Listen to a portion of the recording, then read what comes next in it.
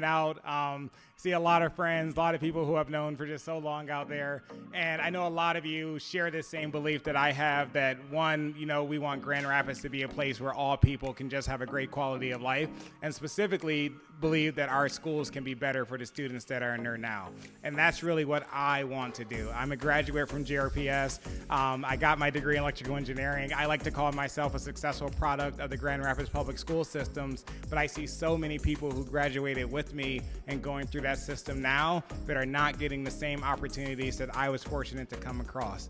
And what I really hope that we can do, the people in this room and the people who are coming onto the board with me, is really look at how do we create an environment that is more centered around the students? How do we create an environment where they're able to learn, where they're able to show up, where they're able to have people that they trust, and then ultimately go out into our community and be all of our neighbors in a really beautiful way. And I just want to share that I've had the chance to meet with everyone who's serving or running for the GRPS school board right now. I have a track record of bringing ideas to life, hitting my head a lot of times and continuing to find ways through, ultimately to see these goals to fruition. But we need people on that school board that are going to be able to execute, that are going to be able to stay focused and disciplined, really focused on the fundamentals, like how do we show up for these kids? How do they have environments where they feel safe? How do they create environments where their teachers are able to show up for them? Because those teachers have to be there every day too.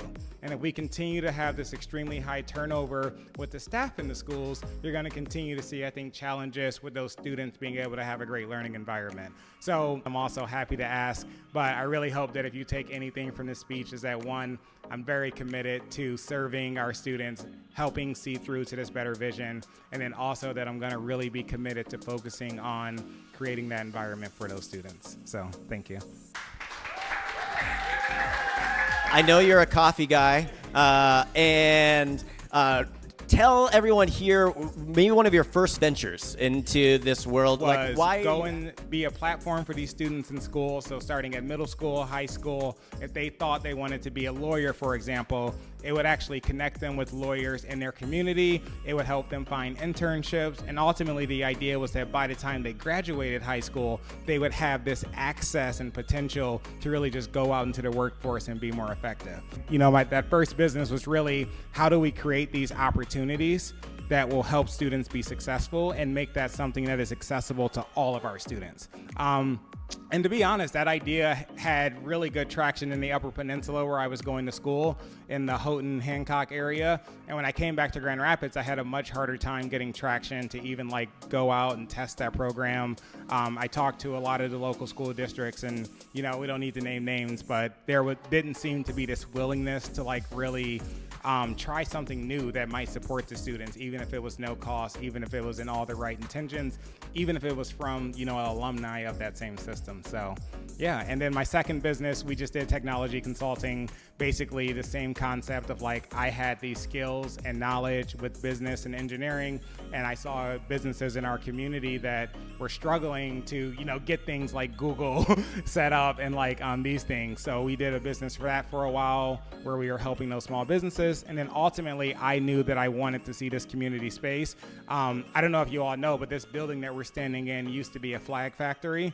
When that flag factory closed, this building was basically abandoned for 32 years until we put Last Mile Cafe right next door here. So my entire, thank you, Andre.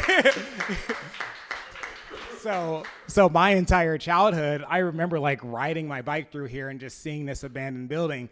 And I'm not gonna cry, but one of the cool, this is obnoxious. One of the coolest things happened the other day because I was running in and out. If you ever seen me run in and out of the door, and this kid was there with his mom, and the kid was like, "Why is he back?" And the mom was like, "Because he owns this place." And it was just seeing that kid make that connection for me was just crazy. You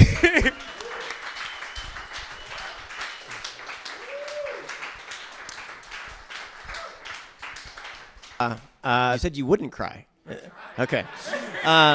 So I'd like to open the floor to anyone here. Yeah, let's start with you. What's one of your questions for Arick? So my question relates to the fact that having been through GRPS, what's a positive experience that you're hoping to grow and expand through your experience? currently, and what's a negative that you want to eliminate in GRPS? Well, thank you for that, and I think the same point, answers both of those. And somewhere on that flyer, I think it has the words thoughtful and inclusive leadership. So I think one of the great things about GRPS is this idea of the theme schools, where if a kid wants to go to Central Innovation, there's these programs. If a kid wants to go to CA Frost, there's these programs. They want to do the Montessori, that's great.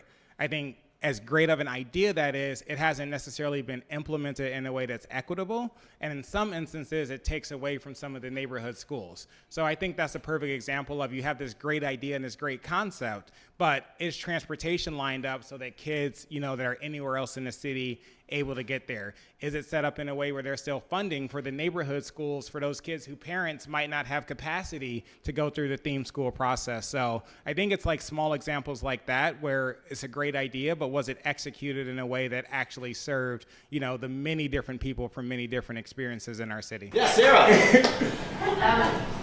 I feel like one of the hardest things for school districts and school boards right now are managing parent expectations and then supporting teachers, with teachers getting more and more burnt out. And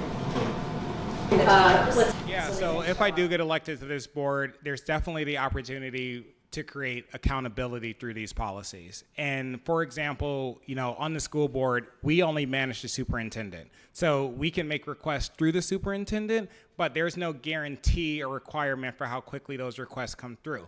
I will say that one thing I have noticed is that sometimes when we're trying to get the opinion of teachers or of staff, we aren't necessarily getting all of the teachers or all of the staff. We aren't getting a really diverse view. So one thing that we can do with policy is create an environment or an expectation that when we're requesting information, one, that information is delivered quickly through our only employee, which is the superintendent, but also that these teachers now feel that they can step up and have conversations and really give feedback. What you feel like you could bring to the school board, watching some of the really hard things that they've gone through recently, or what you think is maybe missing in the way that they've proceeded? I think the first thing, and I touched on this a little bit earlier, just is the accountability. With all due respect, when I have been to meetings, when I've heard about different shortcomings, I don't see a culture of accountability throughout the district. And that's not to sit and point at one person or another, but when you look at this massive organization, I don't see the lines to accountability. I've seen questions get asked and not answered. I've seen a lot of politics and dodging answering things. And I think the first thing that we can do, probably some of the challenges you're thinking of, is holding people accountable.